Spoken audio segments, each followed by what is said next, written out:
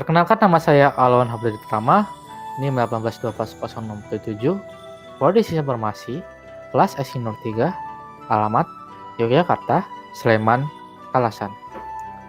Umur atau usia saya 21 tahun.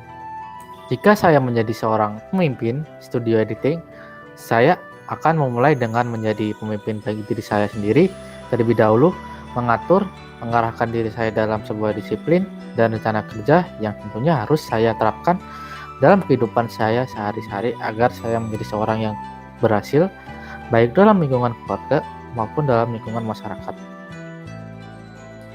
Visi saya untuk studio editing menjadikan studio editing sebagai penyedia jasa foto, desain art, dan video unggulan dalam memberikan pelayanan yang berkualitas dengan harga sangat murah serta terjangkau untuk profesional dan penuh rasa tanggung jawab akan kepuasan pelanggan.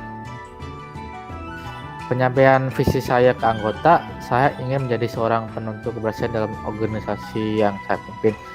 Makanya, saya ingin melakukan yang terbaik dari yang terbaik yang bisa saya berikan dan lakukan untuk mendapatkan hasil yang terbaik dari yang terbaik yang juga bisa saya hasilkan. Seperti moto saya selama ini, I do my best, you do your best, we do our best, for the best of the best. Misi saya untuk studio editing, yang pertama memberikan pelayanan yang maksimal dengan harga cukup terjangkau. Yang kedua, meningkatkan pelayanan secara berkala sesuai perkembangan. Yang ketiga, memberikan kualitas SDM dan teknologi sesuai tuntutan konsumen. Yang terakhir, yang keempat, berusaha meningkatkan sarana dan prasarana sesuai perkembangan. Cara saya menyampaikan visi saya ke anggota, saya ingin meyakinkan para anggota organisasi yang saya pimpin bahwa saya akan selalu siap menjadi kemudi dalam setiap tugas dan tanggung jawab yang harus saya lakukan bersama para anggota. Saya juga akan memastikan bahwa setiap anggota berperan aktif dalam setiap kesempatan yang ada. Membiasakan jiwa demokrasi menjadi kebiasaan positif yang harus selalu diterapkan. Memastikan bahwa setiap hak dan kewajiban semua anggota berjalan seimbang. Mungkin terdengar teoritis, tapi teori saya itu menjadi sugesti positif di kepala saya, agar saya selalu ingat apa yang harus saya lakukan apabila saya menjadi seorang pemimpin nantinya. Proses saya dalam memimpin, begitu saya yakin telah menjadi pemimpin bagi diri saya sendiri, barulah saya yakin saya bisa menjadi pemimpin bagi orang lain. Dan apabila saat itu tiba, saya akan berusaha menjadi pemimpin yang bukan hanya dihormati, tapi juga disegani oleh semua anggota organisasi. Saya ingin menjadi pemimpin yang tahu kapan harus mendengar dan tahu kapan saya harus bicara dan didengar oleh forum yang saya pimpin. Saya harap saya memiliki hati yang besar untuk menerima segala kritikan dan forum. Selama itu bisa membuat saya dan organisasi menjadi lebih baik, saya juga berharap saya memiliki kerendahan hati untuk mengakui kesalahan yang mungkin nanti akan saya perbuat dan menjadikan kesalahan tersebut sebagai bahan evaluasi diri agar tidak mengulangi kesalahan yang sama. Cara saya menghadapi masalah internal dan eksternal, yang pertama internal. Faktor internal perusahaan yaitu faktor yang bersumber dari dalam perusahaan. Contohnya berupa SDM, sumber daya manusia di dalam perusahaan sebagai pilar utama dan poros penggerak roda perusahaan untuk mewujudkan visi dan misi perusahaan. Jika faktor internal sumber daya manusia bermasalah, pastinya berpengaruh dengan kualitas kinerja. Menyebabkan urusan tidak berjalan baik atau sehat. Cara mengatasinya memberi semangat atau dukungan ke anggota mencari tahu penyebabnya dan mencari jalan keluarnya atau solusinya.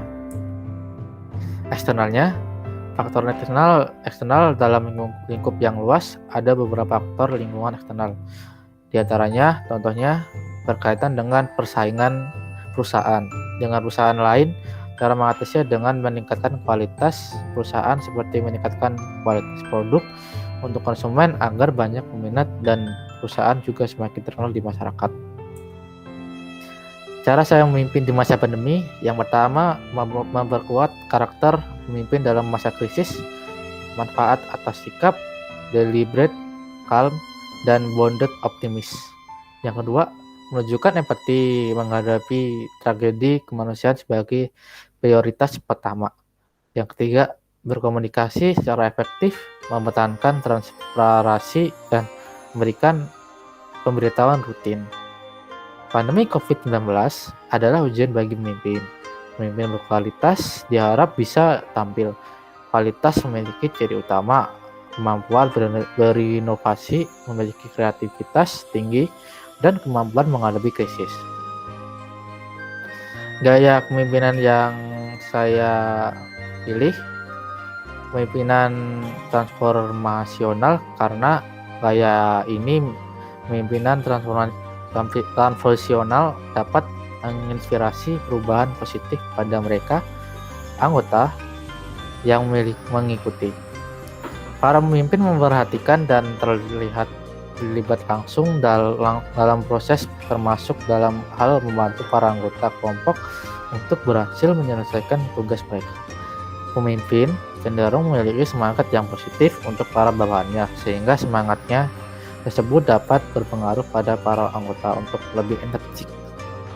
Kepemimpinan yang kedua, pemimpinan situasional. Pemimpin yang menerapkan jenis kepemimpinan situasional lebih sering menyesuaikan setiap gaya kepemimpinan yang ada dengan tahap perkembangan para anggota, yakni sejauh mana kesiapan dari anggota melaksanakan setiap tugas.